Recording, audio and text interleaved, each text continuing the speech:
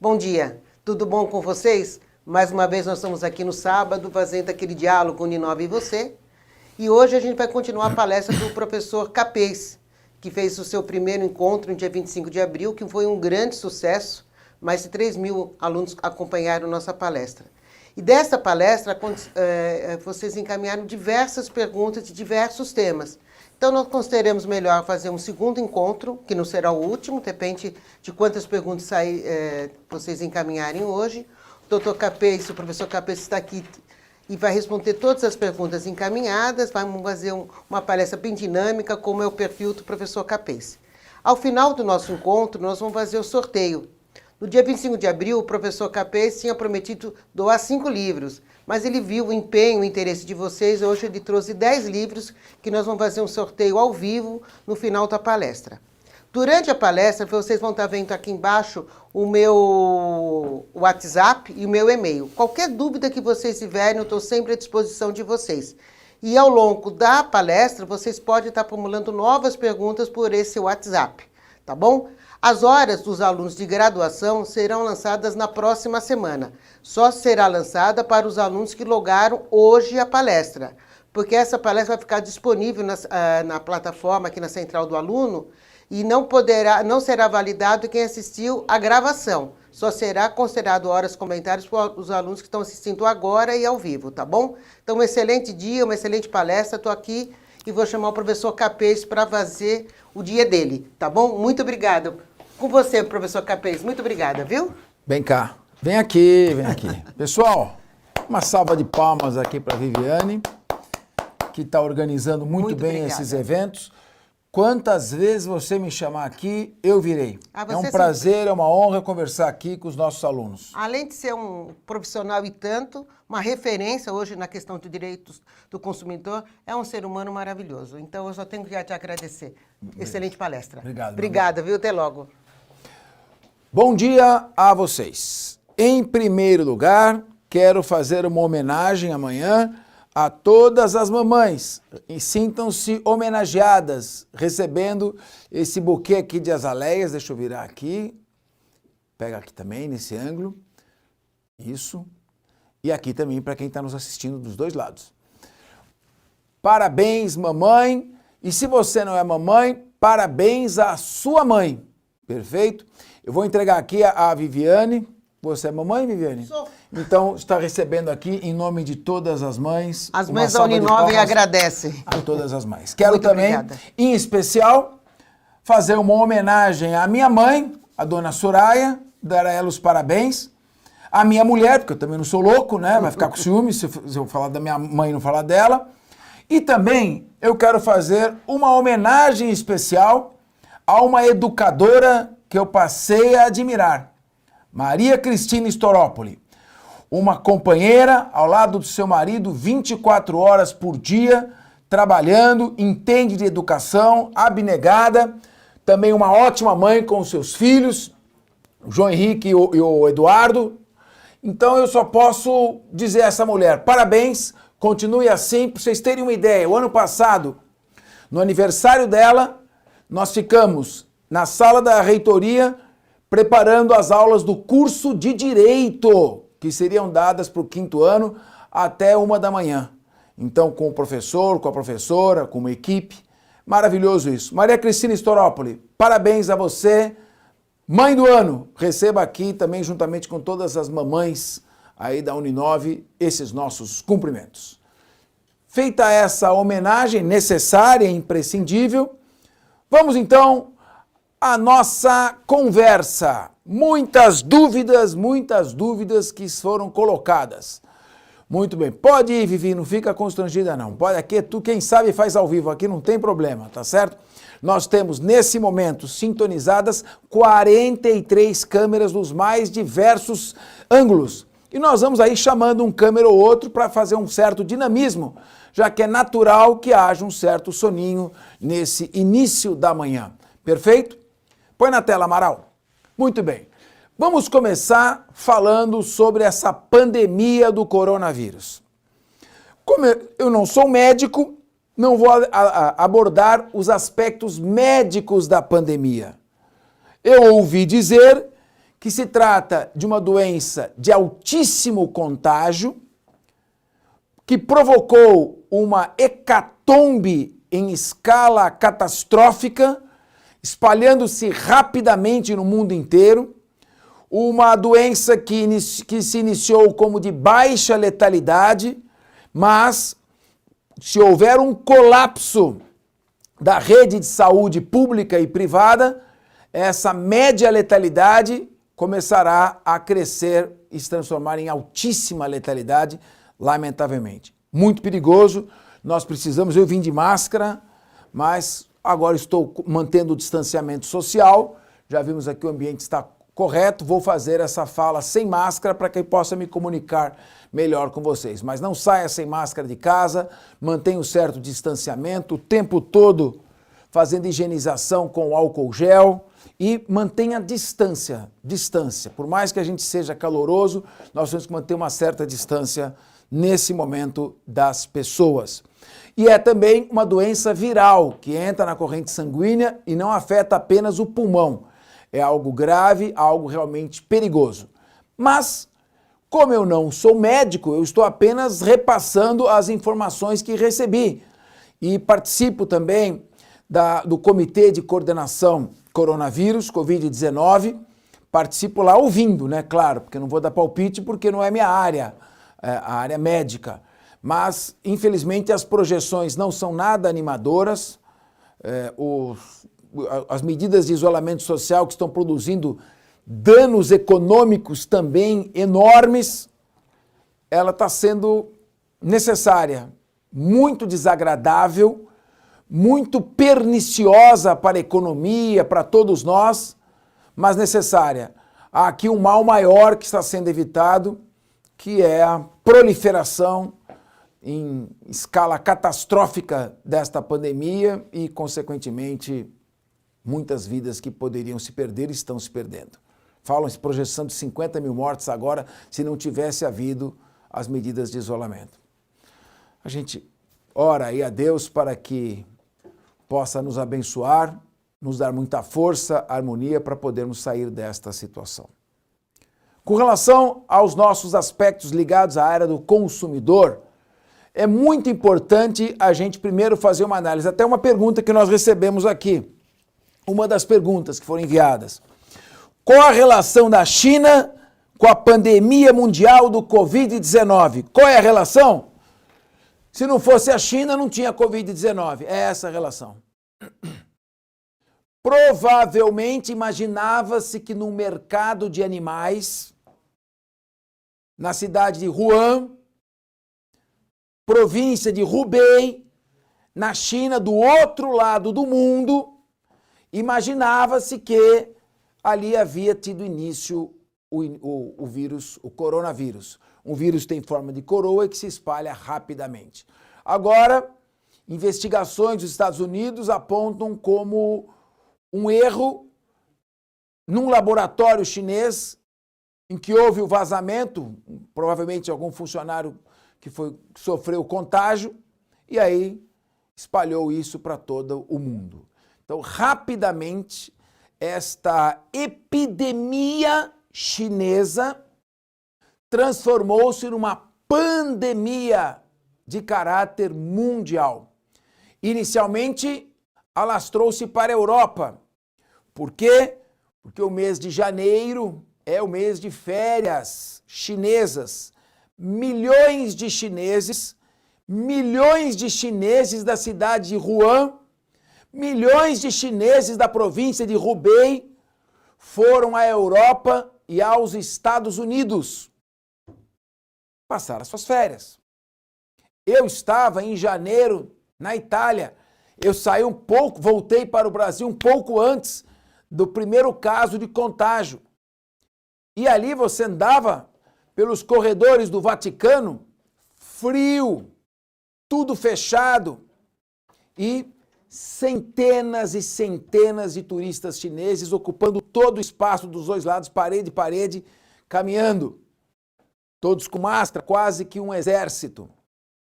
E ali já estava começando. Então, Espanha, Itália, França, estão sofrendo os efeitos imediatos desta pandemia. Ela chega ao Brasil, começa timidamente em fevereiro e, de repente, começa também a ganhar ares de pandemia. É decretado em março, final de março de 2020, decreta-se o estado de calamidade pública. Ao ser decretado o estado de calamidade pública,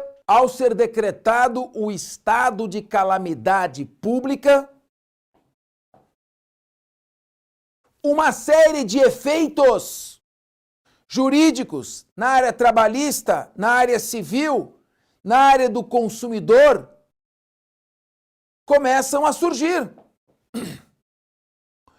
A calamidade pública impõe a quarentena, decretado o isolamento social,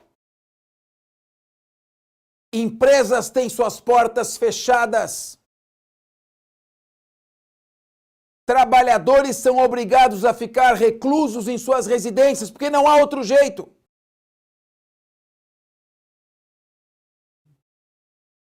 E contratos todos de prestação de serviço são interrompidos e são afetados. A primeira observação que nós temos que fazer aqui, nesse momento, é que nunca antes na história do Brasil o mundo jurídico se deparou com um desafio como o Covid-19. Nunca! Nós não tínhamos, 100 anos atrás, na época da gripe espanhola, o número de relações contratuais de consumo, a complexidade das relações trabalhistas e civis que temos hoje.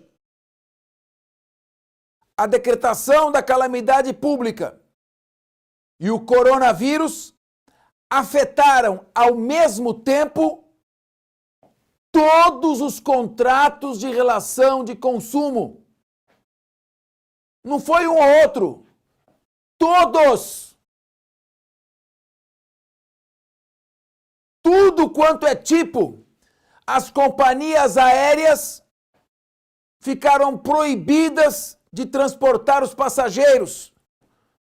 Estão com os seus aviões estacionados nos aeroportos, pagando uma taxa altíssima de leasing provocada com a alta do dólar. E não estão transportando ninguém. Todos os contratos de transporte aéreo foram ao mesmo tempo interrompidos. Todo mundo que tinha sua passagem aérea não conseguiu embarcar. Foram suspensos os voos, todos. O PROCON, órgão que eu tenho o privilégio de, neste momento, presidir, juntamente com o cargo de secretário de Defesa do Consumidor, que tenho a honra de ocupar, nunca viu uma situação como essa. O PROCON está acostumado a atender um passageiro que teve um problema, cancelou o seu voo, a companhia não quer devolver o dinheiro, está querendo cobrar uma taxa para remarcação da passagem. Então a gente chama, conversa e resolve o problema. Mas, começando a falar desse tipo de situação, como é que nós vamos lidar com todos os voos cancelados ao mesmo tempo? Tudo foi cancelado. O que o Código de Defesa do Consumidor diz neste caso? É obrigada a companhia a devolver o dinheiro da passagem atualizado, sem juros, mas atualizado monetariamente? Ela tem que providenciar algum tipo de indenização ao passageiro? Pois bem, e se isso acontecer? Quais os efeitos econômicos para as companhias? Se isso acontecer, elas conseguirão devolver o dinheiro? E se devolverem o dinheiro, Haverá companhia aérea no pós-pandemia?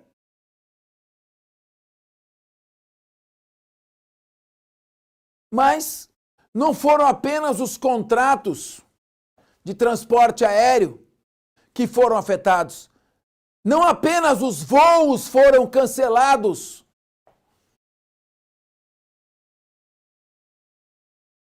Pacotes turísticos.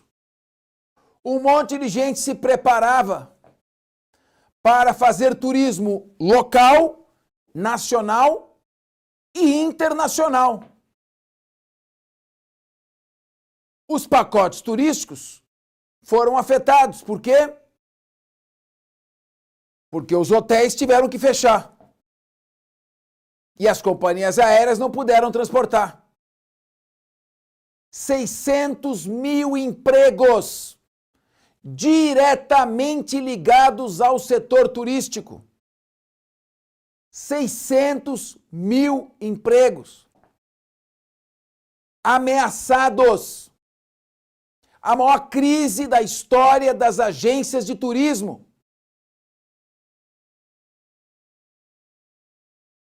Os hotéis também. Como lidar com esta situação? Foi, eu diria, a primeira leva de problemas que chegaram ao PROCON logo após a decretação do estado de calamidade pública. Decretada a calamidade pública, começaram as reclamações. Milhares de reclamações. E agora? O que diz a lei? O que diz o Código de Defesa do Consumidor? Qual o direito do consumidor nestes casos?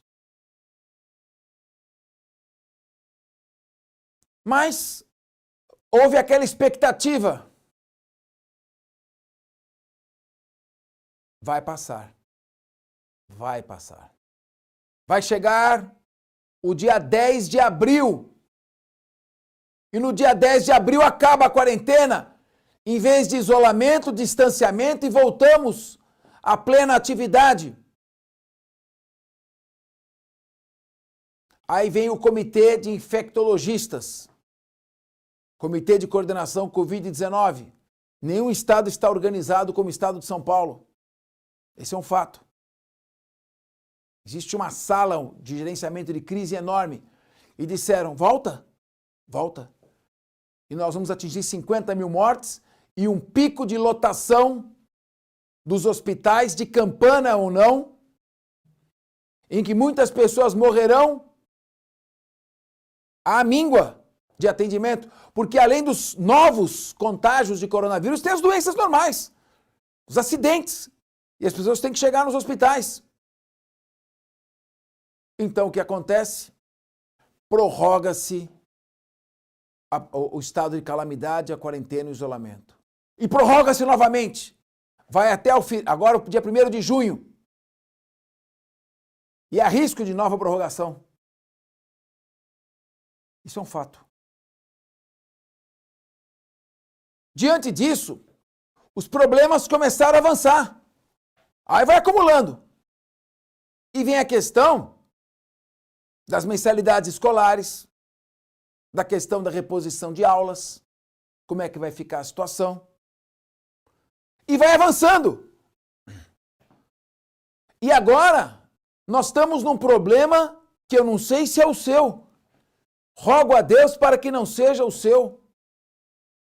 Mas é um problema hoje que representa 80% das reclamações. Preço do gás de cozinha. Você recebe serviço de gás na sua casa encanado? Bom, você tem que pagar. E se você não pagar, a prestadora de serviço pode cortar o serviço? Ela tem direito de cortar serviço de gás, luz, telefone, internet, caso não haja o pagamento? Sendo esses serviços essenciais?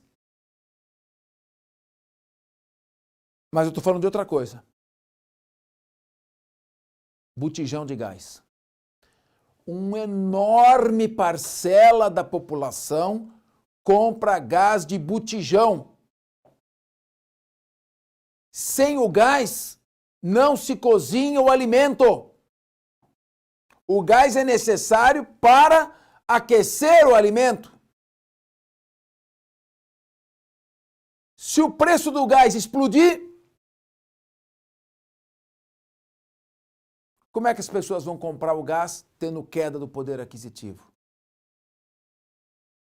Uma briga enorme. Briga. Debate. Ontem eu estive na CNN. Retornarei. Muitos debates. O Procon pode interferir no preço do botijão de gás? Ou isso deve ser determinado pela lei da oferta e da procura? A interferência do Estado no domínio econômico sempre é desastrosa? E como diz Adam Smith, a mão invisível do mercado é que deve regulá-lo? Provocará desabastecimento a interferência do Procon para garantir um preço máximo para a população carente? Está certo o Procon ou abusa? Alimentos da cesta básica. Eu confesso, eu não entendi a patavina de preço de produto. Agora eu estou sabendo o preço de todos. Supermercado, um pacote, saco de 5 quilos de arroz. Eu já sei que custava R$11.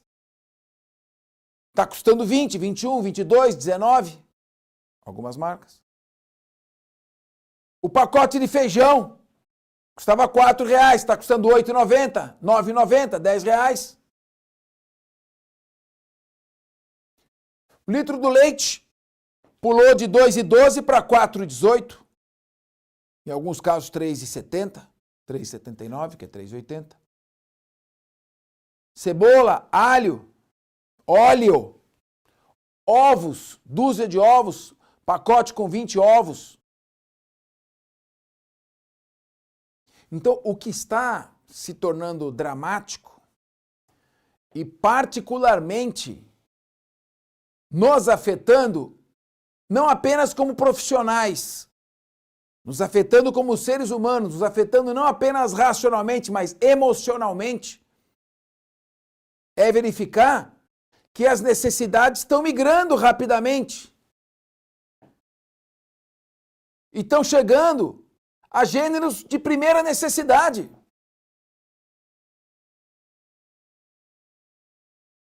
Eu entrei na fiscalização do supermercado. Eu vou pessoalmente com os fiscais. Não acho correto. O Procon está com 90% dos seus servidores trabalhando em telejornada de trabalho, trabalho à distância. Muitos estão em situação de risco. Tem diabetes, tem mais de 60 anos. Mas a fiscalização, quem não está em situação de risco, que já está em casa, está trabalhando. E nós vamos que vamos, com todos os desafios. Eu vi uma entrevista de uma enfermeira de UTI. Todo dia eu me levanto com medo, mas mesmo assim eu vou trabalhar. Tem hora que você está na função e vai.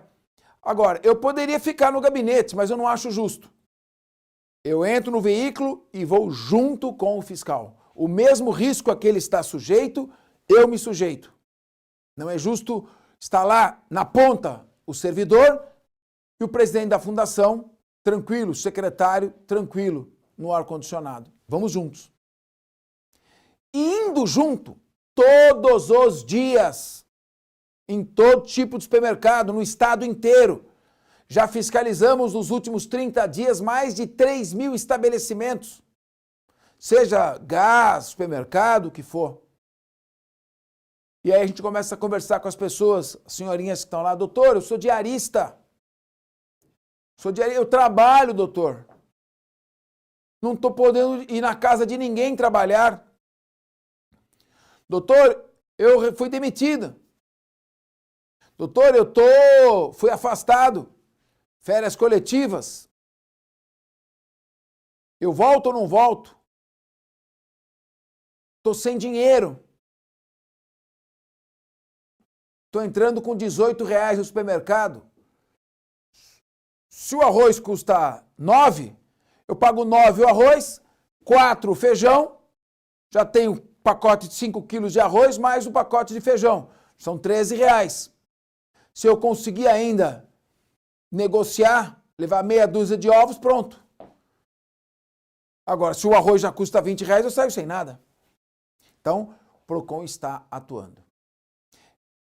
Eu fui pontuando. Várias dúvidas existem. E nós vamos respondê-las, inclusive as que estão aqui. Mas, para responder a cada uma destas dúvidas, mais as que se encontram aqui,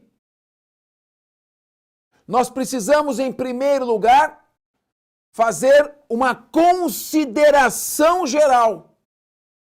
Antes de responder o que acontece em cada um desses casos, nós temos que entender como o mundo jurídico, como a lei, como a doutrina, que são aqueles que estudam e escrevem sobre o tema, como a jurisprudência, que são os juízes que vão julgando os casos e influenciam as decisões seguintes, está encarando essa situação.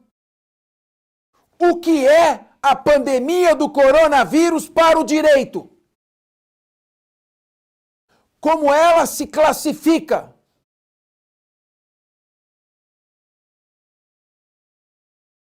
Primeiro, alguém na passagem de ano, no Réveillon, imaginaria que estaríamos passando o que estamos passando hoje? Está circulando um meme sobre um astrólogo que disse: 2020 vai ser um ano maravilhoso. Esse acertou em cheio, não? Se o astrólogo errou, imagine nós. Então, primeira consideração jurídica. O coronavírus é um evento considerado como juridicamente imprevisível. O coronavírus é imprevisível. Foi um evento não previsto e é um evento imprevisível. Não foi previsto e é imprevisível. Se ele é um evento imprevisível, o mundo jurídico dá um nome para isso. O nome jurídico para eventos imprevisíveis, eventos futuros e imprevisíveis, são chamados no mundo jurídico de caso fortuito. O caso fortuito é um caso fortuito, ou seja, um evento não previsto, um evento imprevisível. Puxa, isso tem consequências? Tem. Isso é levado em conta pelo direito nas relações contratuais. Um juiz, quando vai ver se alguém tem que indenizar o outro, primeira coisa que ele vai ver é se alguém teve culpa. E se o evento é imprevisível, isso deve ter alguma relação com não ter culpa. Então, caso fortuito. Nas relações de consumo, a gente divide duas espécies de caso fortuito. O caso fortuito interno e o caso fortuito externo. Mas que troço é esse? Você tem uma empresa que faz entrega a domicílio. Aí você tem um funcionário que trabalha com você há 10 anos. E ele faz entrega para você. Um dia você dá um produto para ele fazer a entrega e ele, ao chegar lá na residência, no domicílio do consumidor, do cliente, ele fica louco, está desesperado, com o corona ele ficou maluco e assalta o cliente. Dava para prever? Não. Foi um fato imprevisível? Foi. Mas esse é considerado um fato imprevisível interno. Ou seja, um caso fortuito interno. Por que interno? O que é isso? Interno é inerente ao exercício da atividade. Faz parte dos riscos do negócio. Numa relação de consumo, o fornecedor, o empreendedor, deve assumir os riscos do negócio. E se porventura, no exercício de sua atividade, algum preposto seu pratica crime, este é um fato imprevisível, mas um fato imprevisível interno. Este é o caso fortuito interno. Ah, Capês, mas isso não vai acontecer. Que exemplo louco que você está dando. É? Presta atenção no que eu vou te falar. iFood e Rappi. O iFood e o Rappi estão enfrentando esse problema. Alguns entregadores... Cadê meu celular? Tá aqui. Alguns entregadores, no momento de entregar a comida, tá todo mundo pedindo comida a domicílio. Tá difícil, não dá para sair toda hora para supermercado. Tem risco. Tem pessoas de idade que não podem ir. Algumas estão indo, outras não querem. Então pede. O entregador, quando faz a entrega, diz: tem que pagar taxa de entrega. Mas como? Ninguém me falou que tinha que pagar a taxa de entrega. Mas, doutor, é R$1. Tá? Tem que ser pelo cartão. Poxa, que desagradável. Aí ele pega o cartão, ele fez uma compra offline. A compra offline é aquela em que você paga na chegada do produto. E a compra online é aquela que você já pagou e é só pegar. Tem que ser só online, o Procon está exigindo. Mas você fez offline. Me dá aqui R$1,50 para cobrar a taxa de entrega. Hora que o cliente entrega o cartão, ele põe ali, põe a senha, doutor. Pronto, agora eu vou marcar. R$1.500. Não R$1,50. 1.500. Hora que tá aqui, doutor, você vai olhar, o visor está quebrado. Poucas pessoas têm a falta de educação que eu tenho de catar o visor e olhar. Tá certo. Golpe. Empresas. Não, mas nós não temos culpa. Esse é um fato imprevisível. Esse é um caso fortuito, sim, imprevisível, mas interno. Inerente aos riscos da atividade. Este caso fortuito, por ser interno, não exclui a responsabilidade do fornecedor. Agora, e o caso fortuito externo? O que é o caso fortuito externo? É aquele que não é inerente à atividade do fornecedor. Dá um exemplo? Claro. Um vulcão que entra em erupção. Mas não dá. Isso não está no risco do negócio. Salvo se você instalou o seu negócio na base do vulcão. Um terremoto. Um tsunami. Uma calamidade pública. O coronavírus. O coronavírus é considerado um caso fortuito externo, que não integra os riscos normais do negócio, da atividade. Sendo um caso fortuito externo, ele elimina culpa e nexo causal. Para quem não é da área jurídica, o coronavírus, sendo um caso fortuito externo, significa que nem o consumidor, nem o fornecedor deram causa ao coronavírus. Que nem o fornecedor nem o consumidor tem culpa do coronavírus. Portanto, nenhuma das partes provocou a interrupção do contrato, deu causa à interrupção do contrato ou teve culpa na interrupção do contrato. Caso fortuito externo. Mas não é só isso. Além de ser um caso fortuito externo, portanto, além de ser um evento imprevisível e externo à atividade do fornecedor, o coronavírus é um evento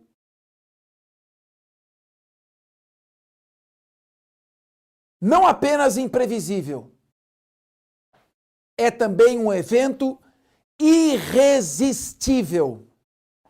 Não há o que fazer. Ele vem com uma força avassaladora e não há como buscar interrompê-lo. Não há como detê-lo. É um caminhão descendo na banguela, quer dizer, em ponto morto, quer dizer, no ponto neutro, numa ladeira, e uma pessoa tentar pará-lo. Não dá. Ele é irresistível. Se é um evento irresistível, ele é classificado também como um evento de força maior. Moral da história: enquanto o mundo médico, o mundo das ciências médicas, classifica o coronavírus como uma doença viral de alto contágio e média letalidade, o mundo jurídico diz: o coronavírus é um caso fortuito externo porque é um evento imprevisível e força maior porque é um evento irresistível. Caso fortuito e força maior. O que acontece nas hipóteses de caso fortuito e força maior? Vamos lá para o Código Civil, que desde 2002, o código anterior nosso era de 1916, feito pelo jurista Clovis Bevilacqua. Você não conhece a praça Clovis Bevilacqua? Então é o jurista que fez o Código Civil antigo, anterior, de 1916. O Código Civil atual é de 2002. Então, no começo a gente falava o novo Código Civil. Agora eu fico até constrangido de falar o novo Código Civil, né? Ele já está com 18 anos. Então, o Código Civil atual, no seu artigo 393, 393, diz: o caso fortuito e a força maior eliminam o dever de indenizar por perdas e danos. Nenhuma das partes tem culpa, nenhuma das partes deu causa. Só que tem uma coisa muito importante. O Código Civil, ele se refere a relações contratuais em que as partes estão em posições simétricas. Nenhuma é mais forte do que a outra. As duas são consideradas no mesmo nível, paritário. Nenhuma merece mais proteção do que a outra. Se tem menor, ele está representado ou assistido pelo representante legal. Mas estão ali paritariamente. Pode ter intervenção do Ministério Público, mas são considerados ali no mesmo nível. Estes são os contratos regidos pela legislação civil, dentre os quais contrato de locação, dentre os quais contrato com clube, pagando mensalidade de clube. Enfim, são contratos em que não há uma relação de fornecedor-consumidor. Condomínio. Então, em contratos normais do direito civil, em que as partes estão em nível de simetria, aplica-se o Código Civil ou as legislações civis especiais E a solução é exatamente essa. Qualquer caso fortuito e qualquer força maior elimina o dever de indenizar. Mas, e nas relações de consumo, nas quais eu tenho um fornecedor que desempenha uma atividade com ânimos de lucro, ou seja, ele desempenha uma atividade com intuito de lucro, de maneira organizada e reiterada, habitual. Então ele faz aquilo como uma atividade que visa lucro habitualmente. E eu tenho do outro lado uma pessoa física ou jurídica que recebe aquele produto fornecido ou aquele serviço fornecido como destinatária final. O que quer dizer como destinatário final? Quer dizer que eu vou receber e não vou usar aquilo para trabalhar, não vou usar aquilo para desempenhar uma atividade comercial. Eu sou o último destinatário, eu recebo e uso. Pois bem, nos contratos em que existe relação de consumo, em que eu tenho um fornecedor, alguém que habitualmente, de forma organizada e buscando lucro, fornece um produto ou um serviço, seja uma empresa, seja uma pessoa. E do outro lado, eu tenho alguém que recebe aquele produto ou serviço para consumir ao destinatário final. Se eu tenho relação de consumo, não se aplica o Código Civil. Aplica-se o Código de Defesa do Consumidor. Lei 8.078 de 1990. Pois bem, o Código de Defesa do Consumidor tem uma coisinha diferente da legislação civil comum. Quando se trata de relação de consumo, existe algo um pouco diferente. Havendo relação de consumo, o Código de Defesa do Consumidor traz um dispositivo fundamental. Seu artigo 4º, inciso 1º. Seu artigo 4º, inciso 1º. Artigo 4º, inciso 1º, que diz: o consumidor é a parte vulnerável no contrato. O consumidor é mais fraco do que o fornecedor. O consumidor é considerado a parte vulnerável porque ele tem vulnerabilidade técnica. Ele não conhece o produto tão bem quanto o fornecedor. Porque ele tem vulnerabilidade jurídica. Ele não está tão bem estruturado para se defender juridicamente num conflito com o fornecedor. Ele tem vulnerabilidade política. Os fornecedores, em geral, são organizados, compõem corporações que se articulam politicamente de forma mais eficaz. E ele não tem a mesma força de fato, real, de estrutura. Então ele é considerado a parte vulnerável. Ah, mas e se eu não for? Eu não me considero vulnerável. Bom, essa não é uma decisão que cabe ao fornecedor ou ao consumidor. É uma determinação legal. O consumidor é sempre a parte vulnerável e, portanto, o contrato regido pelo Código de Defesa do Consumidor não é assim como o do Código Civil. Ele é assim. O consumidor está numa posição superior. Isso é para dar 1 hora ou para dar 2?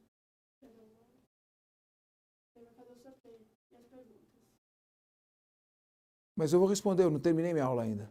Você está me atrapalhando. Mandaram interromper daqui 10 minutos. Eu vou parar. Mas tem a segunda parte. Tem a segunda parte que eu vou responder perguntas específicas. Agora querem que eu responda a pergunta específica de qualquer jeito? Vem aqui a professora Fábia, com o seu rostinho angelical. Precisa interromper. Calma, espera um minutinho. Um segundinho. Vamos lá. Eu quero que você veja tudo. Tá bom? E quando acabar o vídeo eu vou tomar uma bronca por ter feito essa brincadeira, mas tudo bem. Vamos voltar. Bom, no Código do Consumidor as partes estão diferentes. o consumidor está aqui porque ele tem proteção, o que ele fala tem presunção de veracidade. Se ele fizer uma descrição que tenha verossimilhança, o ônus da prova é do fornecedor, não é dele.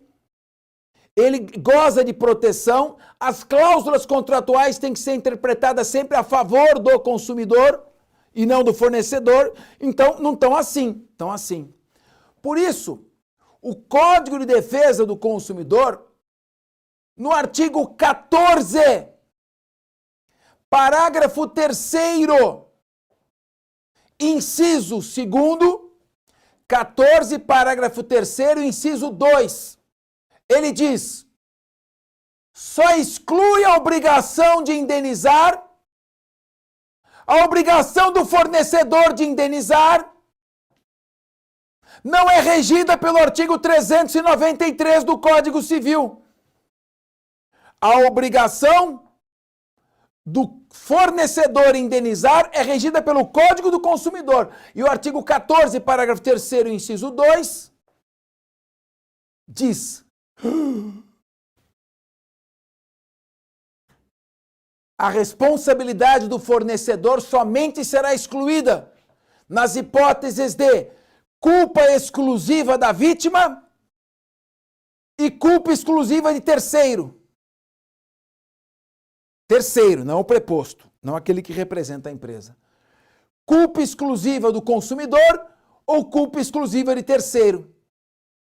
O código, você não imaginou uma situação como uma pandemia? Você não fala nada do coronavírus? Eu aplico analogicamente, por analogia, já que você não fala nada, o artigo 393 do Código Civil. Como é que fica o caso fortuito e a força maior? Você não falou nada. Você só disse que está excluída a obrigação de indenizar na hipótese de culpa exclusiva da vítima. Mas como é que você não me fala do caso fortuito e da força maior? Você não viu o Código Civil? Ah, mas o Código Civil é de 2002, eu sou de 1990. Sim, mas já tinha um outro, né, de 1916, que já se falava em caso fortuito e força maior. Eu estudei muito antes na faculdade do que o Código Civil atual. E já se falava em caso fortuito e força maior. Que pisada na bola, não? Que pisada no tomate. E agora? Na falta da lei, doutrina e jurisprudência têm que consertar.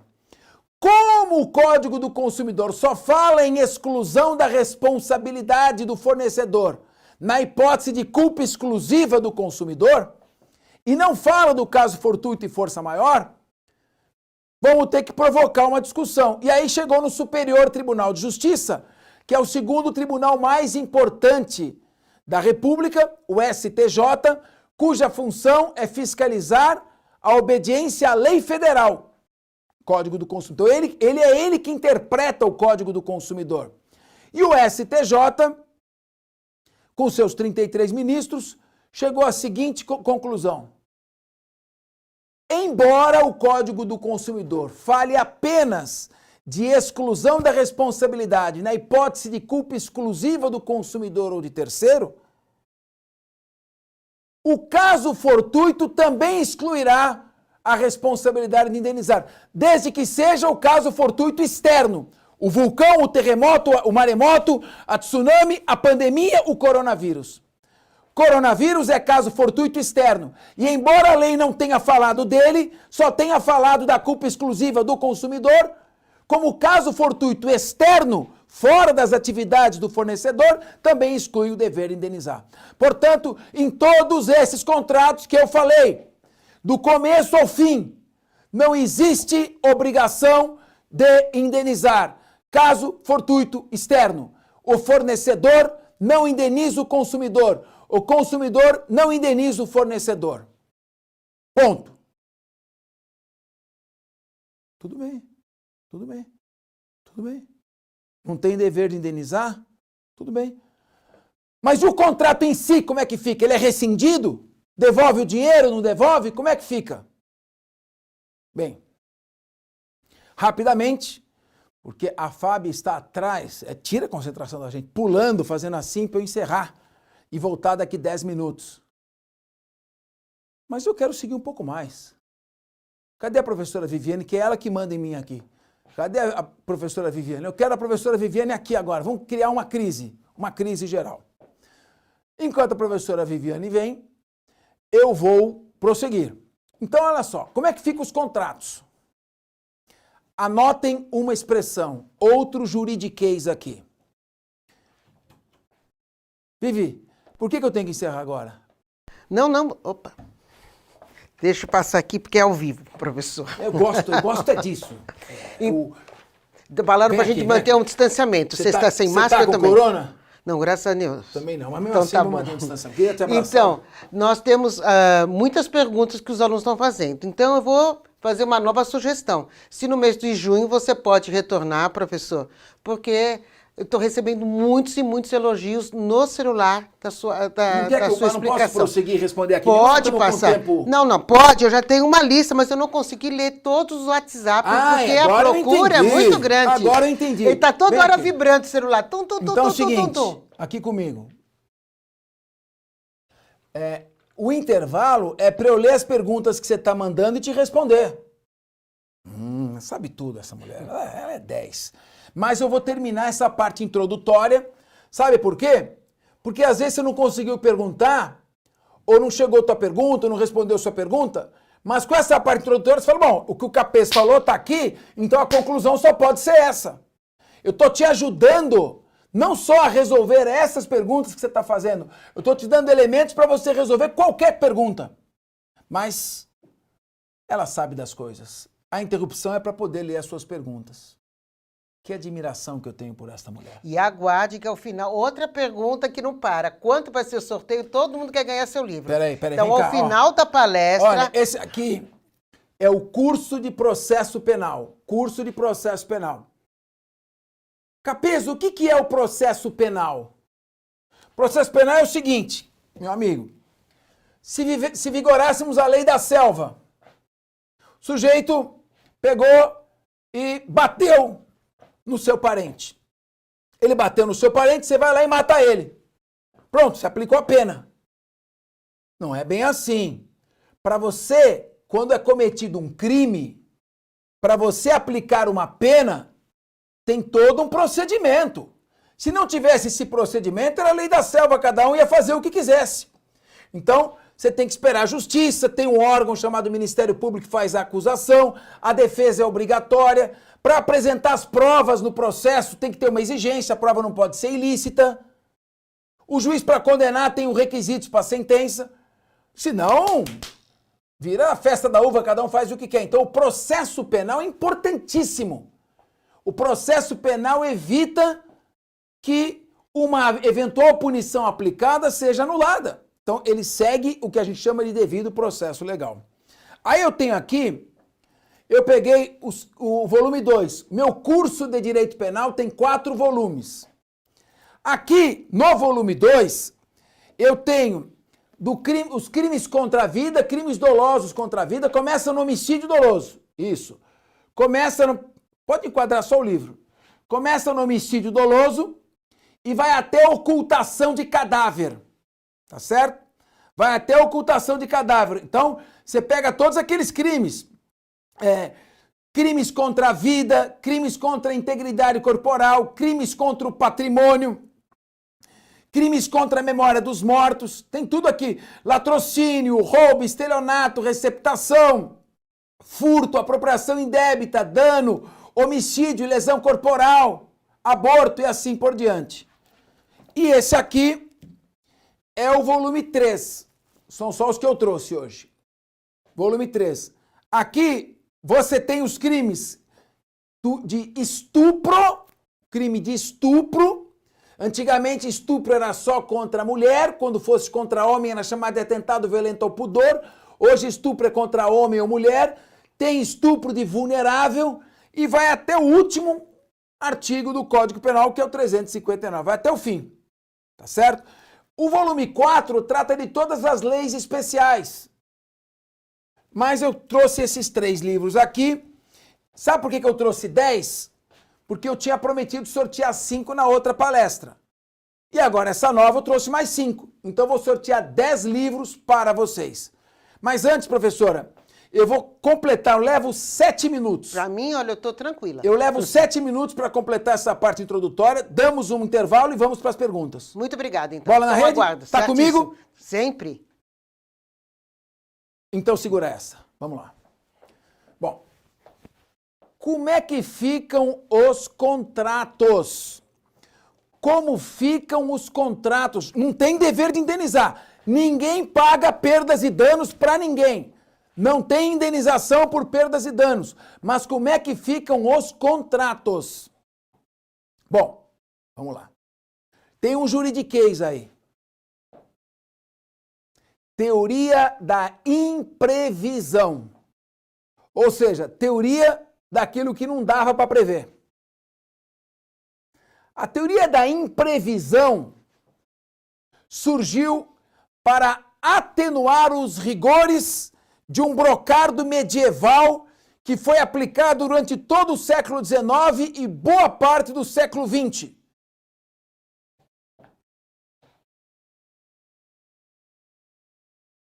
Pacta sunt servanda. Pacta sunt servanda. Pacta sunt servanda. Os pactos devem ser cumpridos. Pacta sunt servanda. Os pactos devem ser cumpridos. Ou seja, honre o compromisso que você assumiu. Custe o que custar. Esse brocardo de que tem que cumprir o contrato a todo custo, em qualquer situação, custe o que custar, honrando a palavra, foi atenuado pelo princípio da imprevisão, chamada teoria da imprevisão. A teoria da imprevisão, para atenuar o pacta sunt servanda, pacto tem que ser cumprido, pacta sunt servanda, seja um servo do seu pacto, cumpra o seu pacto. O pacta sunt servanda foi atenuado pela teoria da imprevisão. E a teoria da imprevisão trouxe uma outra expressão em latim, que é a cláusula rebus sic stantibus. Rebus sic stantibus. Cumpra sim, cumpra. Cumpra o que você prometeu, desde que as condições permaneçam as mesmas. Se sobrevier uma modificação drástica que altere as condições existentes ao tempo do contrato, criando para o consumidor uma onerosidade excessiva. Ou seja, o contrato ficou difícil de suportar. Não dá para eu carregar esse contrato. Eu, quando estava começando a minha vida, tinha acabado de entrar no Ministério Público, ainda não tinha começado a dar aula em cursinho. E na época, promotor e juiz ganhavam $500 por mês. Eu entrei num financiamento para a casa própria. E o financiamento, ele é na Encol, que tinha ainda aqueles reajustes. E assim, mudava a cada mês e ia subindo exponencialmente. Nós vivíamos uma hiperinflação, o dinheiro queimava na mão. Eu fiz o contrato, dali 3 meses eu não tinha a menor condição de cumprir. Eu fui falar, sabe o que me disseram? Problema do senhor. Problema do senhor, vai procurar seus direitos. Hoje, nós estamos muito bem, e eu era promotor, hein? Problema do senhor. Hoje nós estamos muito bem, muito melhor, mais bem guarnecidos. Então, hoje você tem o Código do Consumidor, os órgãos de fiscalização mais ativos. Você não precisa recorrer ao judiciário, que demora muito. Você pode resolver rapidamente a questão administrativamente. Então, esse pacta sunt servanda ia me acabar comigo. Paga de qualquer jeito. Ninguém mandou não imaginar o que poderia acontecer. Agora vai ter que pagar. Não, desculpe. Pacta sunt servanda, não. Desculpe. Rebus sic stantibus. Parece conversa de louco, né? Pacta sunt servanda, não. Rebus sic stantibus, meu amigo. Quando eu assinei o contrato, as condições entre nós eram essas. Agora, com essa hiperinflação, mudou tudo. Eu vou aplicar a teoria da imprevisão. Então, sendo um fato posterior e imprevisível ou irresistível,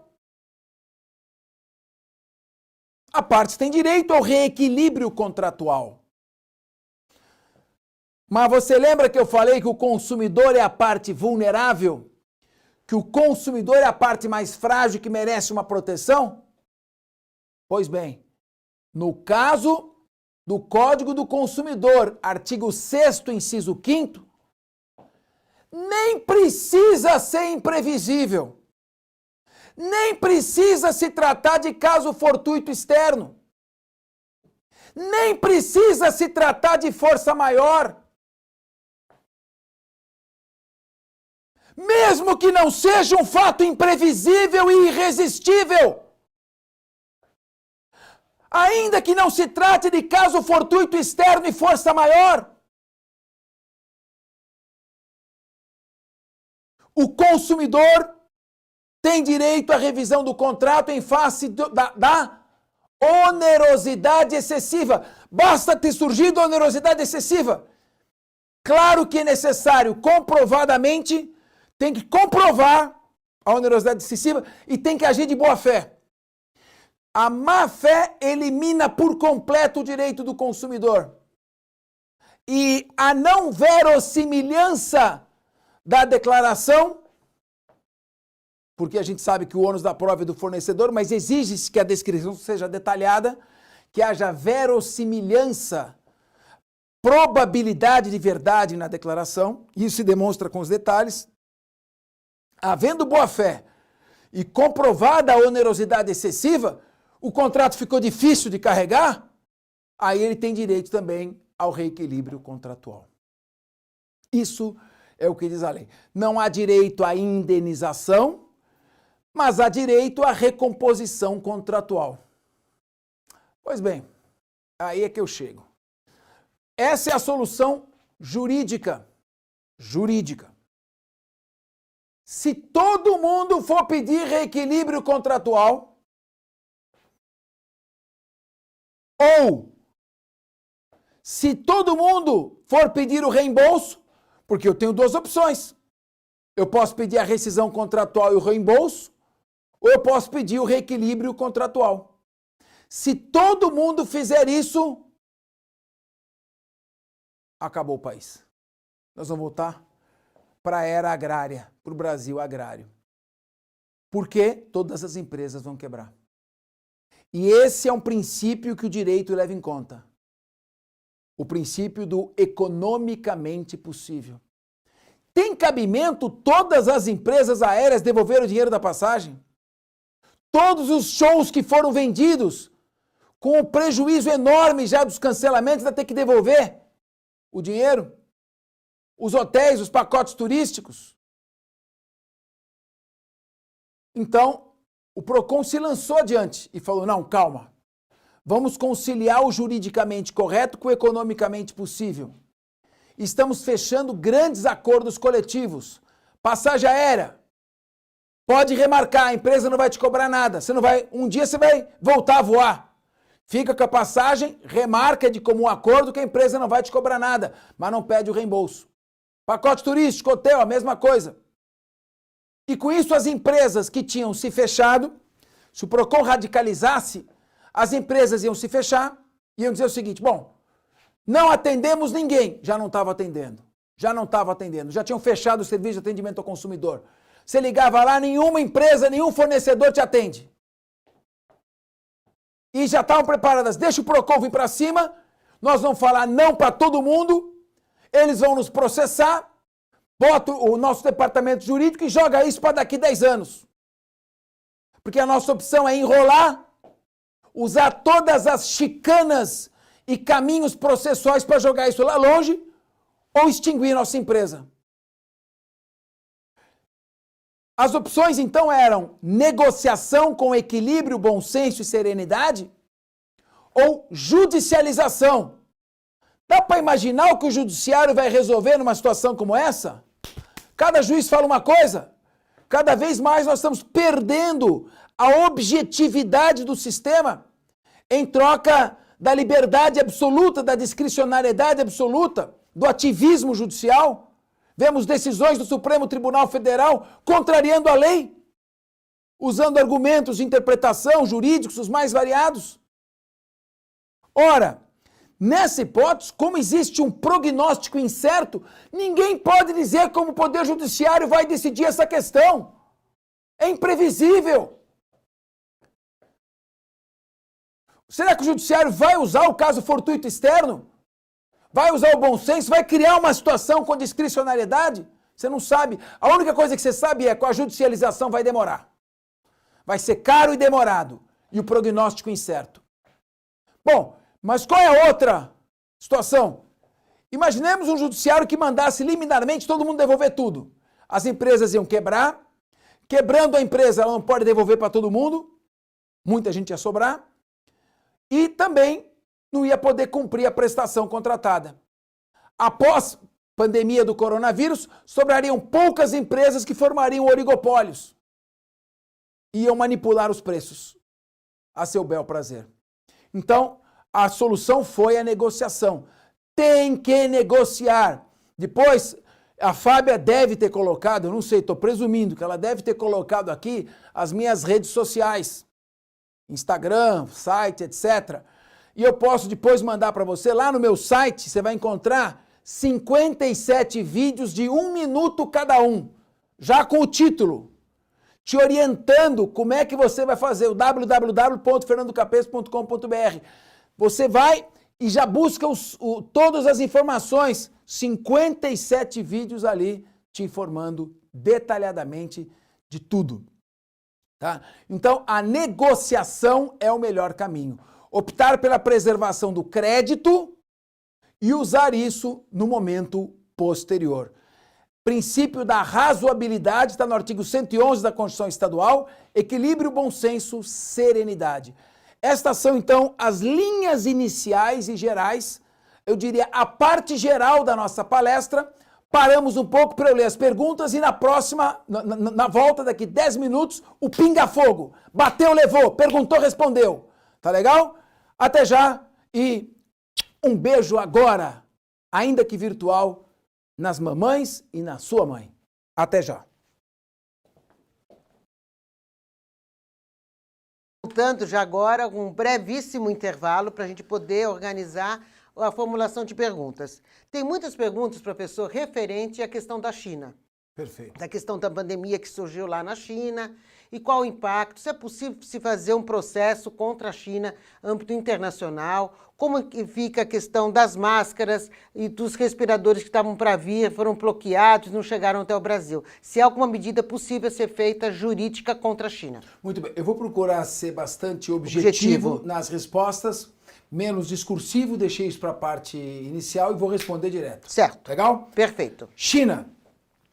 A China é responsável pelo caos econômico e pela perda do produto interno bruto, GDP, dos países. Sem dúvida alguma, ela tem responsabilidade e tem responsabilidade patrimonial.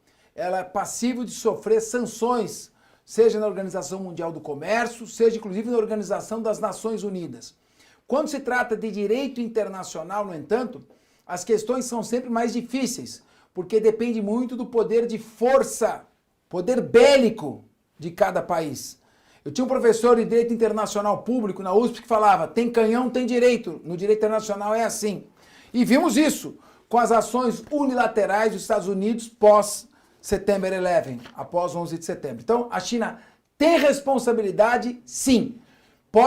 Podem ser movidos processos na órbita internacional, nas organizações, sobretudo na área comercial.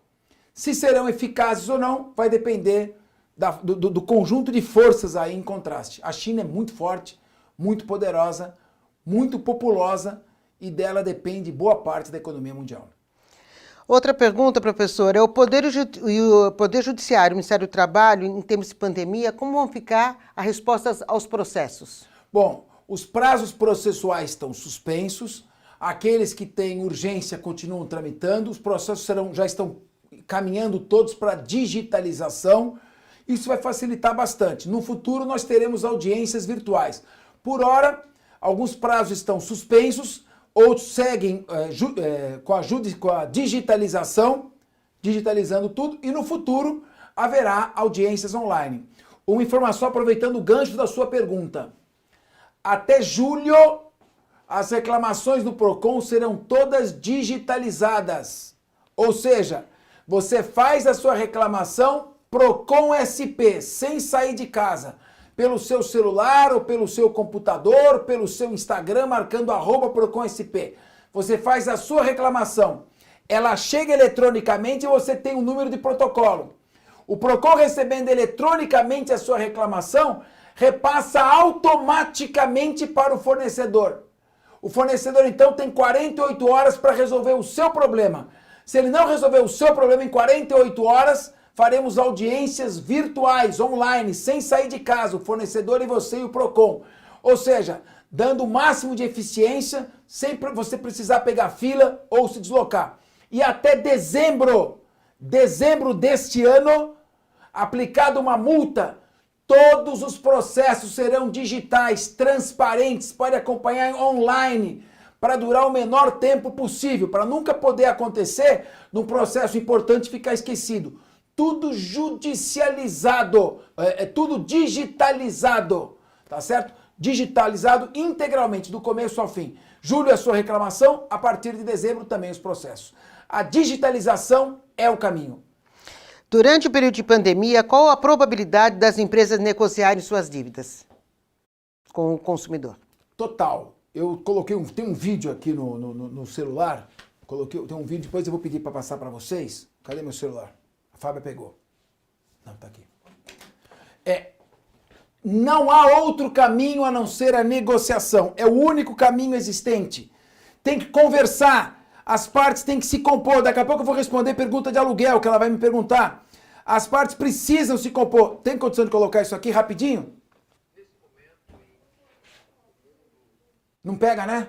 Pega ou não pega? Não pega. É um vídeo que depois nós vamos mandar. É o seguinte. Gente, ninguém estava preparado para essa pandemia. A lei não está preparada, o judiciário não está preparado. Está dando a maior confusão. Quem tiver bom senso, senta e negocia. Se a empresa não quiser negociar, procura o PROCON vai negociar. É a única saída, a composição. Já vou responder o aluguel. Já vou entrar e vou responder o aluguel. Ótimo. Questão de aluguel. Nós estamos falando para locador e locatário se entenderem. Locador e locatário entrarem em acordo. Nós estamos falando isso. Conversem, ajustem. Não se neguem a conversar. Se o inquilino procurar o locador tem que atender. Sabe o que está acontecendo? Os locadores turrões não estão querendo atender os inquilinos. Começaram a surgir decisões judiciais. Sentenças e acórdãos, já foi para a segunda instância aqui no Tribunal de Justiça de São Paulo, mandando reduzir em 30% o valor do aluguel, em alguns casos em 50%, em razão da onerosidade excessiva. Note, contrato de aluguel não é relação de consumo. Contrato de aluguel não tem PROCON. Não tem um fornecedor e um consumidor. Às vezes tem a senhorinha que depende do aluguel para viver, que está alugando com uma empresa forte. Cada caso é um caso. Mas, nas hipóteses de razoabilidade, o locador turrão que se recusou a negociar, a justiça interveio e está reduzindo em média 30%. Portanto, não deixe chegar no judiciário porque é imprevisível. Negociação é o único caminho para sair dessa crise. Em período de pandemia, os donos de comércio, eles podem levar o não pagador para o Serasa? Por enquanto estão levando, nós estamos em negociação com o Serasa. também com o Serviço Central de Proteção ao Crédito, que é da Associação Comercial, e com mais 2 empresas privadas de proteção ao crédito. Nós entendemos que deve ser flexibilizado. O argumento contra, não, vai haver muita má-fé.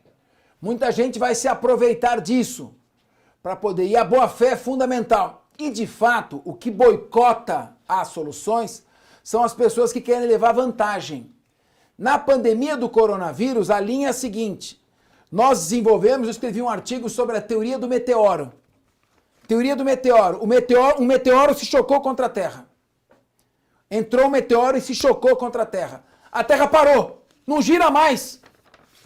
É que nem uma brincadeira que tinha no meu tempo de criança, não sei se da Vivi, mas no meu tempo com certeza, que era estátua. Estátua, você para. Parou tudo. As pessoas estão paralisadas porque veio um meteoro e chocou contra a Terra. E não tem solução mágica para sair da crise. É bom senso mesmo. Razoabilidade. Se não houver bom senso, se as partes ficarem flexíveis e não conversarem, o judiciário vai intervir. Nós estamos conversando com o Serasa e pedindo para que tente separar o joio do trigo. E o PROCON está à disposição. Quem teve o nome sujo nesse período deve procurar o PROCON e nós vamos conversar caso a caso. Não dá para ter uma solução coletiva. Tem que ser solução individual, conversada e negociada. Aquele que está de boa fé e não teve culpa, sofreu com onerosidade excessiva, não pode ter o seu nome colocado no Serasa ou em outro órgão de restrição de crédito. Mas não dá para fazer isso de antemão para todo mundo. Tem que analisar caso a caso e o PROCON está à disposição, você. Mas outra pergunta, nesse período que as aulas estão sendo online, como que fica o pagamento do transporte escolar? E na pergunta também do aluguel, queriam saber também como que fica o pagamento do condomínio. Posso fazer 2 perguntas juntas, né? Ótimo. Bom, condomínio não tem relação de consumo. Condomínio é muito parecido com clube. É uma associação de pessoas que estão ali juntas. Elas têm que conviver. Se não pagar o condomínio, como é que o condomínio vai pagar o zelador? Como é que o condomínio vai pagar as suas contas? Então, não existe, isso já é definido por lei, doutrina e jurisprudência. O coronavírus não é argumento para interrupção de nenhum contrato. Nenhum pagamento deverá deixar de ser feito. Apenas no caso de escolas que estão cobrando, por exemplo, alimentação. Mas a criança não está indo para a escola, como é que vai cobrar alimentação? Estão querendo me matar, mas não pode, como é que vai cobrar o judô? Judô virtual? Então, tem atividades complementares que eram prestadas pela escola com a criança indo até lá. Ela não pode ir, então isso não pode cobrar. Por quê? Porque não está sendo prestado. Agora, aquilo que vai ser reposto dentro do calendário letivo como aulas, tem que pagar. Tem que continuar recolhendo, não tem jeito. Transporte escolar. Bom, o pessoal que faz transporte escolar, o transporte escolar que está inserido na mensalidade é a escola que presta, este pode deixar de ser pago.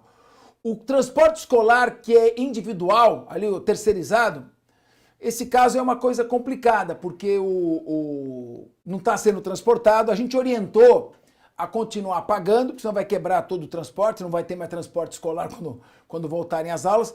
Nós orientamos, paga, e quando as aulas forem repostas, a criança vai ser transportada de graça. Porém, o problema é que essa pandemia está se alongando no tempo. E daqui a pouco não dá para fazer essa orientação, continuar pagando o transporte escolar para depois repor um serviço que não vai ter como ser reposto. Então, infelizmente, a pandemia ela tem esse grau de imprevisibilidade. O PROCON mandou continuar pagando o transporte escolar porque achou que ia acabar em abril. Agora, me parece que nada justifica continuar pagando algo que não vai ser prestado. Mas uma dúvida de uma aluna que ela está colocando, como que o consumidor pode se defender com a questão da instabilidade das operadoras de telefone? Ela mesma disse que já teve a infelicidade de perder a aula, um dos compromissos dela que ela perdeu, por conta dessa instabilidade da telefônica. Está tendo uma sobrecarga no sistema, mas elas, evidentemente, o consumidor não tem nada a ver com isso. Não é culpa da empresa, é caso fortuito externo, evidentemente. Porém, É um caso típico de onerosidade excessiva. A empresa tem que se responsabilizar por isso, sim. Pode procurar o PROCON e o PROCON vai analisar essa questão. Tá certo que foi o coronavírus que provocou, mas aqui é um problema de defeito na prestação do serviço.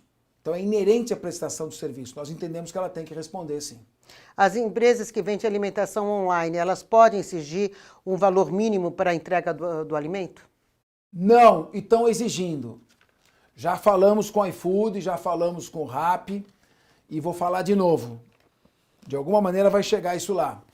Vocês têm que indenizar todos os consumidores que tomaram golpe dos seus entregadores.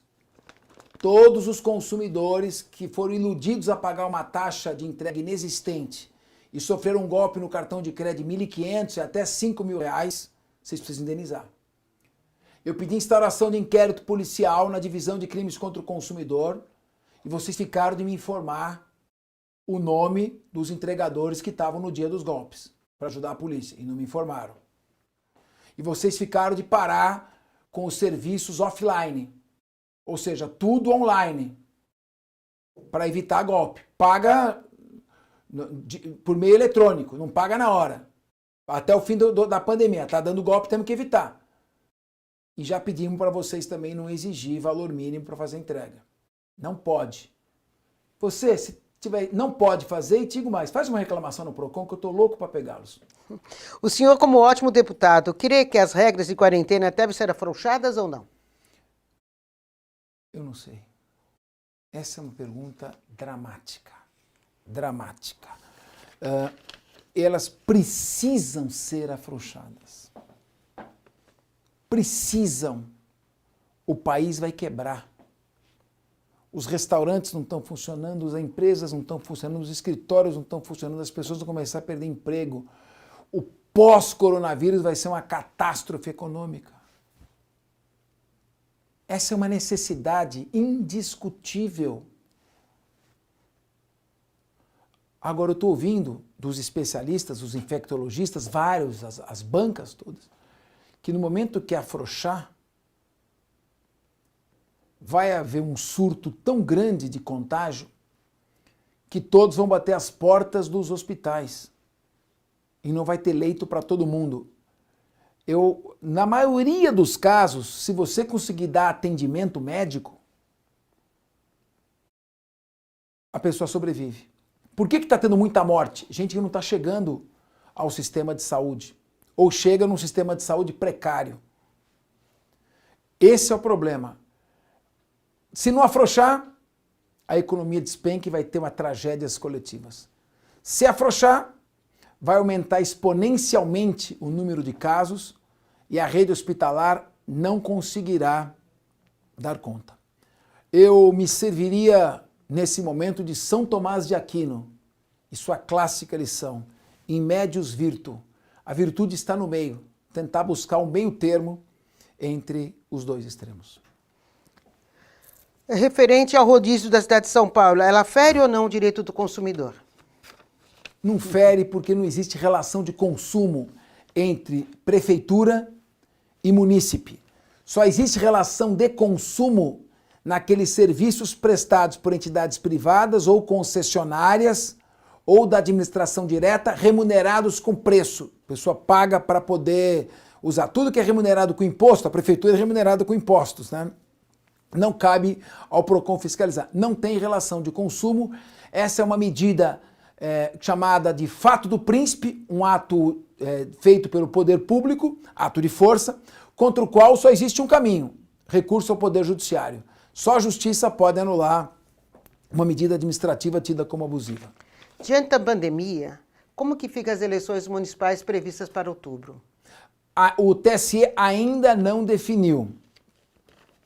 Talvez, existe a possibilidade, ainda não é uma probabilidade. Se você me perguntar em junho, eu já te falo, mas hoje é uma possibilidade que sejam transferidas para dezembro. Por enquanto, elas estão mantidas para outubro. Com exceção da pandemia da Covid-19 e catástrofe, existe outro motivo que é considerado força maior para a rescisão de contratos? Vários motivos, vários. Qualquer evento calamidades, catástrofes, força externa, um acidente ao qual a pessoa não deu causa, uma invasão na casa, um assalto e uma morte, enfim, qualquer evento, é muito amplo o termo. Pensa uma coisa, tudo que foi irresistível, uma força maior que seja irresistível é considerado força maior. Tudo que foi imprevisível é caso fortuito. Essa é a dica que eu tenho para te situar nessa distinção. Os contratos de compra e venda de produtos podem ser rescindidos por conta da pandemia se o estabelecimento estiver fechado? Podem ser rescindidos, tem direito de rescisão contratual. A questão é que a gente não aconselha, porque você tem direito, mas vai ter dificuldade para efetivar esse direito, tá certo? O pessoal... Por favor. Não, eu só ia fazer, depois, as perguntas diversas, acho que se encaixaram em todas as suas respostas, esse esclarecimento, inclusive na introdução da palestra de hoje. Tem um aluno que ele é calouro e ele disse que estuda muito os seus livros de direito penal. Ele gostaria que você desse uma mensagem para os calouros de direito aqui da Uninove. Muito bom. Eu vou fazer uma mensagem. Eu queria passar a medida provisória que eu anotei aqui. O pessoal perguntou coisa que não é da minha área, que é trabalhista, sobre fundo de garantias e fundo de garantia. Dá uma olhada. Quem está perguntando sobre fundo de FGTS, perguntando sobre redução de jornada de trabalho, redução de salário, dá uma olhada põe no Google lá, dá uma googada. MP, medida provisória 936/20. 936/20, medida provisória 936/20, falando sobre fundo de garantia emergencial, tá? E a resolução 961 do Ministério do Trabalho. Bom, agora eu vou fazer uma fala aqui para vocês. Notem uma coisa. Na vida, só não vence aquele que desiste. O que insiste sempre acaba vencendo, até mesmo no lugar de quem desistiu. Para que você possa, na sua vida, atingir os seus objetivos e obter sucesso, sucesso não é a mesma coisa que felicidade. Sucesso é conseguir aquilo que você pretende. Conseguir aquilo que você quer. Felicidade é querer aquilo que você conseguiu. Tem gente que tem sucesso, mas não tem felicidade. E tem gente que tem felicidade, mas não tem sucesso. Eu desejo a você que preencha a sua vida espiritual, preencha a sua vida, olhe para a sua família, que é o que é mais importante, olhe para essa vida que passa tão rápido e procure aproveitá-la. Procure aproveitá-la porque você não vai conseguir viver a vida do outro. Você vai viver a sua vida. Concentre-se nela e você encontrará a felicidade. A gente nunca consegue chegar aonde a felicidade está porque nós nunca a colocamos onde nós nos encontramos. Seja feliz. Mas eu falo de sucesso. Para você obter o sucesso, para você atingir aquilo que você quer. A receita, para mim, é simples. E se for complicada, não funcionaria. Se fosse complicada, não funcionaria.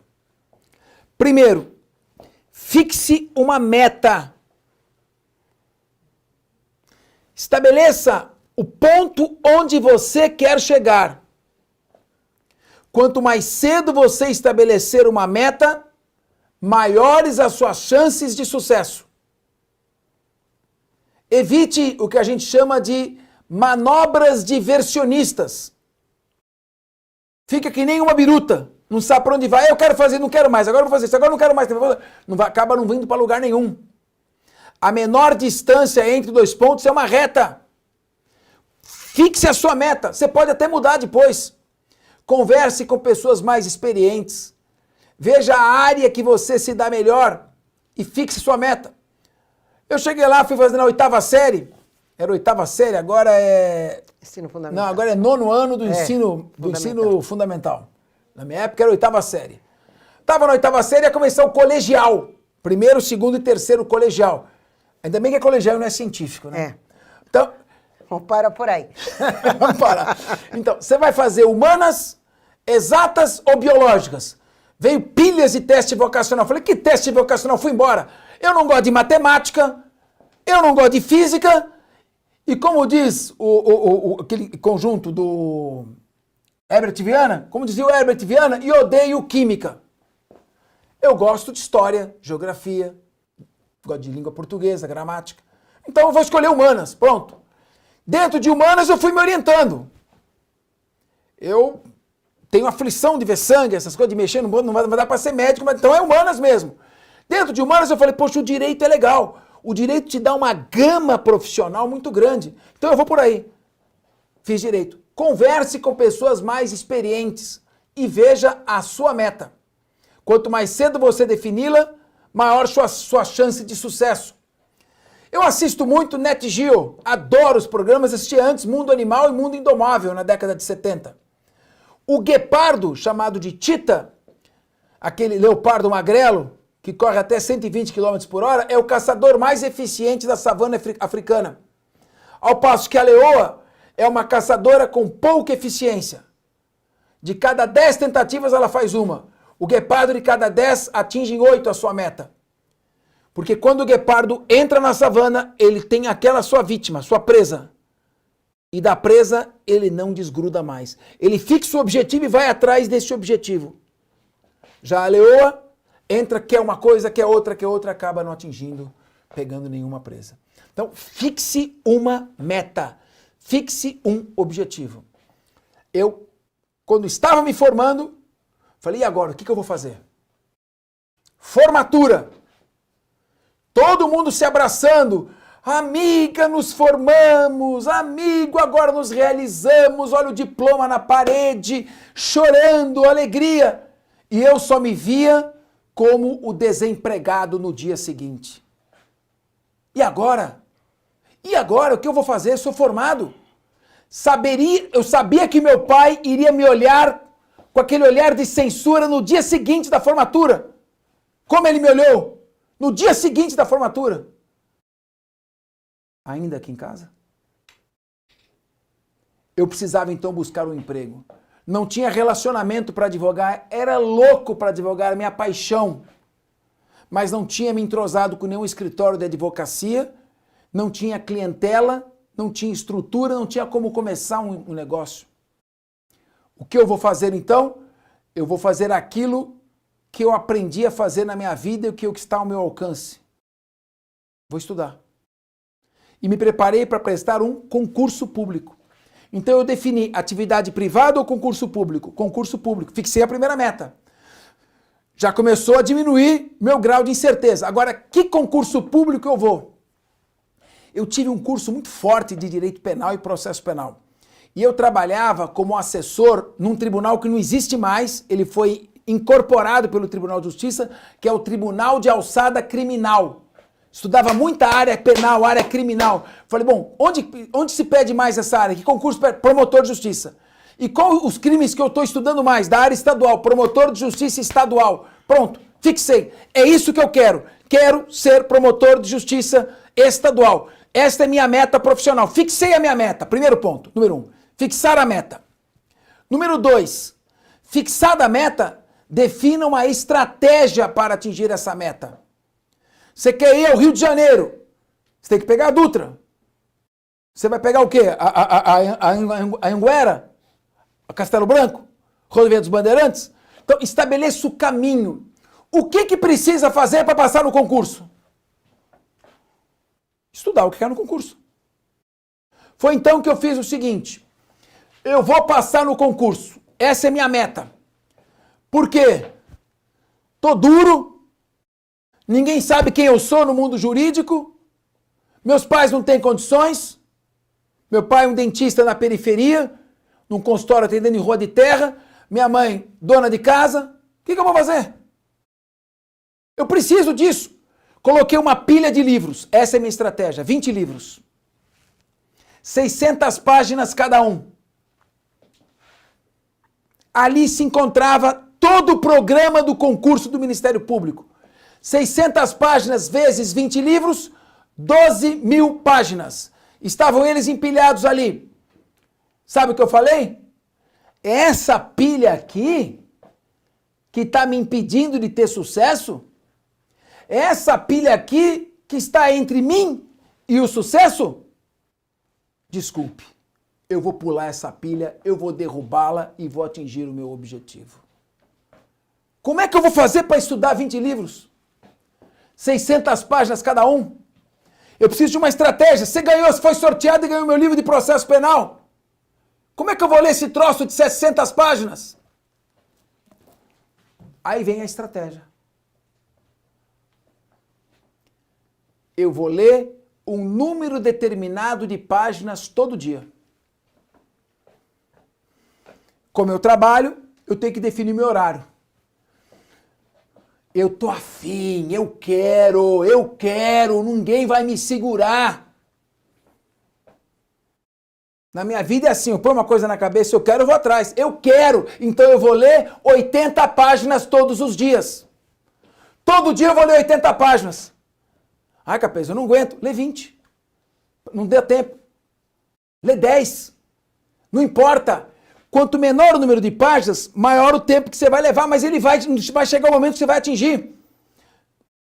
Com 80 páginas, meu amigo, em 10 dias, eu li um livro.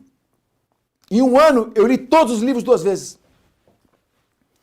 Então, eu estava em um ano, apenas um ano após ter definido o que eu queria e ter estabelecido minha estratégia, eu já tinha estudado todo o programa do concurso 2 vezes. Sabe o que aconteceu? Quando abriu o edital do concurso, começou aquela correria. Ah, abriu um edital de promotor. Eu estava estudando para juiz do trabalho. Não tem nada a ver a matéria com outra. Agora eu vou começar a ver. Abriu o edital em junho. A primeira prova já foi logo em agosto. E eu já tinha mais de um ano estudando. Portanto, eu tive que concorrer, eu já preparado para aquele concurso específico, concorrendo com candidatos que iam começar a se preparar para aquele concurso. Olha a minha vantagem. Fui o primeiro colocado do concurso. O meu irmão Rodrigo Capês, professor também, professor dessa casa, inclusive, ele fez a mesma estratégia. Ele é 4 anos mais novo que eu. Só que ele prestou juiz. E ele passou em primeiro lugar também. Basta você definir uma estratégia correta. E aí vem o terceiro e último ingrediente. Fixe uma meta, define a estratégia, vem o terceiro e último ingrediente.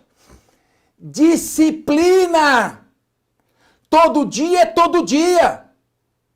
Fez sol é todo dia. Amigo parou com prancha de surf, buzinando para ir para a praia, é todo dia. Todo dia, sem exceção. Sábado é todo dia, domingo é todo dia, não para. Estudem todo dia. Capês, eu sou calouro. Leia 5 páginas por dia, faça um compromisso com você. Reserva um horário e todo dia você vai pegar um livro e vai ler 5 páginas, só. E não estuda deitado não, hein? Deitado você põe de bruço e baba em cima do livro, dorme. Estuda sentado, com régua e caneta. E resume ao lado de cada parágrafo a ideia central. Não pare. Determinação. Como eu disse na vida, só não vence o que desiste. O que insiste sempre vence até mesmo na vaga de quem desistiu. Winston Churchill costumava dizer: o pessimista vê em cada oportunidade apenas uma dificuldade. O otimista vê em cada dificuldade uma nova oportunidade. Quando surge um problema na sua vida, ai meu Deus, e agora? Nada disso. Deus não pôs aquele obstáculo para te interromper. Aquilo ali é para você escalar e ficar mais alto. Senão, você nunca vai conseguir chegar. O teu sucesso pode incomodar, e vai incomodar. Conforme você for atingindo metas, você vai perceber. Nessa hora, não se incomode. Continue firme. As pessoas tentam sempre destruir quem faz sucesso. Aquelas querem apagar o brilho dos outros em vez de procurar o brilho próprio. E quando isso acontece, se você tiver fé, determinação, saberá que entrando no túnel escuro, uma hora você vai atingir o ponto de luz e vai chegar.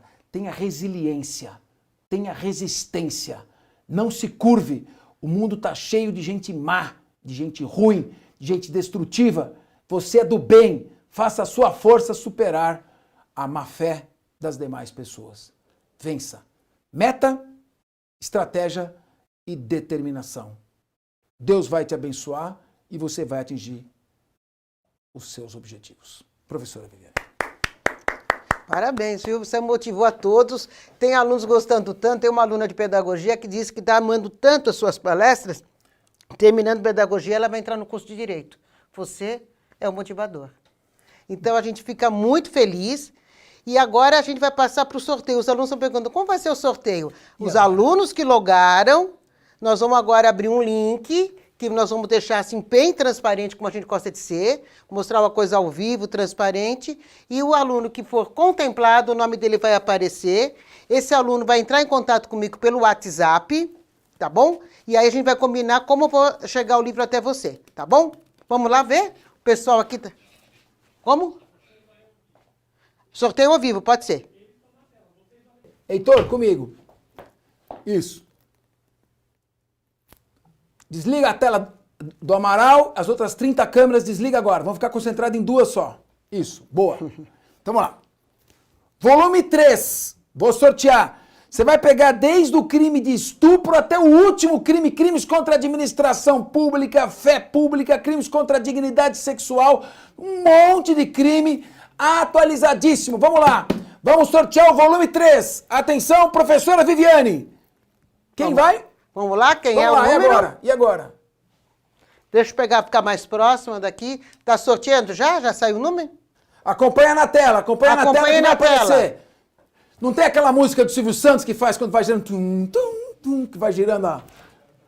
Oi. Vai cadastrar isso de novo, porque a gente pensou que ia ser os 10 Não, de uma não tá vez. certo.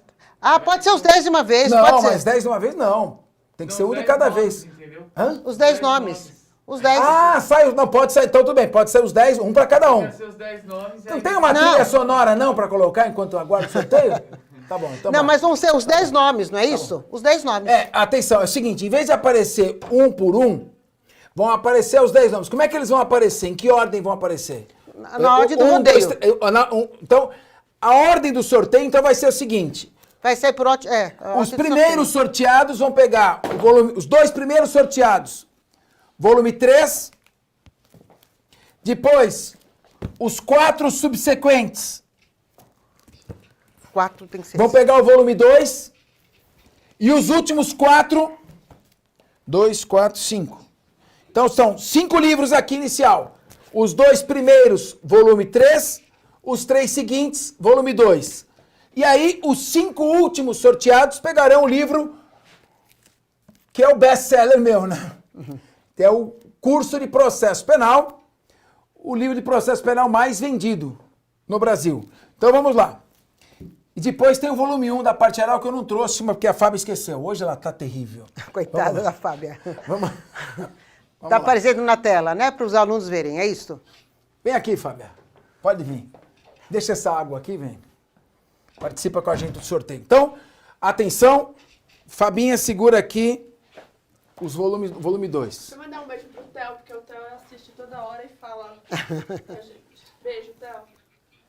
Não é pra namorar aqui, tá? Volume 2. E aqui sobra pra mim os volumes de processo penal. Então vamos lá. Vamos lá? Começou o sorteio? Vira o...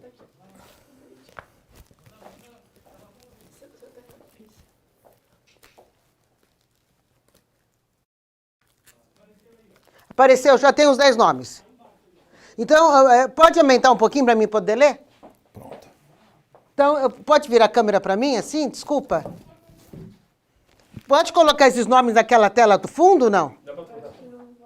Não, não vai? Então, Vamos lá. olha. O aluno, Atenção. Você quer ler? Quer ler, cabeça? Vou Aqui, lendo. ó. Vamos lá. Primeiro livro, volume 3. Adilson Gonçalves de Oliveira. Não, é Ingrid. Hã? É aqui embaixo. Não, ele fez confusão, é no amarelinho.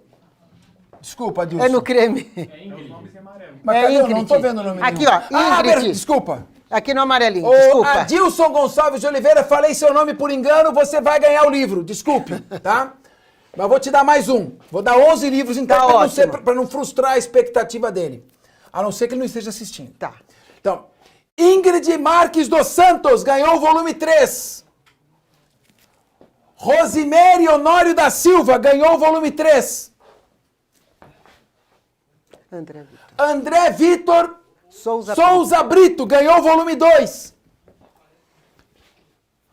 Gabriela dos Santos Goulão ganhou o volume 2. Maria Fernanda, lindo nome da minha filha, Maria Fernanda Pereira, volume 2. E agora, Antônio Monteiro da Silva Filho ganhou o processo penal, curso de processo penal. Camila Cátia da Silva ganhou o processo penal. Yara Ferro Pinheiro ganhou o processo penal, curso de processo penal. Jéssica Silva Ramos da Hora ganhou o processo penal. E Edileia Santos de Souza Alves ganhou o processo penal.